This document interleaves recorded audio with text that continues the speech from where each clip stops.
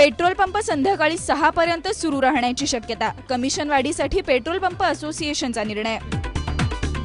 दैनिक देशोन्नतीच्या मुख्य संपादकांविरोधात गुन्हा दाखल, नागपूर पोलिसांची कारवाई। इचलकरंजीत व्यापाऱ्याच्या घरावर दरोडा, 50 लाखांची रोकड लंपास। कमिशन वाढवून मिळवण्याच्या मागणीसाठी पेट्रोल पंप असोसिएशनने एकाच शिफ्टमध्ये काम करण्याचा निर्णय घेतलाय। त्यामुळे उद्या म्हणजे सोमवारपासून पेट्रोल पंप संध्याकाळी 6 पर्यंत सुरू राहण्याची शक्यता आहे। नागपूरमधील दैनिक देशोन्नती या वृत्तपत्राचे मालक आणि मुख्य संपादक प्रकाश पोहरे यांच्यावर गुन्हा दाखल करण्यात आलाय। नागपूरच्या गौंडखैरी गावात झालेल्या गोळीबार प्रकरणी त्यांच्यावर गुन्हा नोंदवण्यात आलाय। देशोन्नतीच्या प्रिंटिंग प्रेस समोर काल रात्री गोळीबार झाला। या गोळीबारात सिक्युरिटी सुपरवायझरला आपला जीव गमवावा लागलाय। इचलकरंजी शहरात आज पहाटे मोठा दरोडा पडलाय।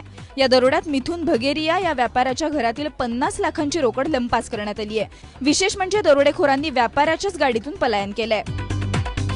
नांदेड वाघाळा महापालिकेसाठी सुरू असलेल्या मतदान प्रक्रियेला आता वेग आलाय।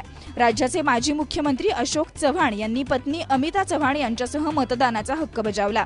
अशोकराव चव्हाणांसाठी ही निवडणूक महत्त्वाची मानण्यात येते। येत्या वर्षापासून म्हाडा आपल्या नवीन लॉटरीमध्ये घरांवर 15% अतिरिक्त सर्व्हिस टॅक्स आणि सेल्स टॅक्स लावण्याचा विचार करत आहे। यामुळे सर्वसामान्यांना दर 1 लाख रुपयांवर 15,000 रुपये कर म्हणून मोजावे लागणार आहेत।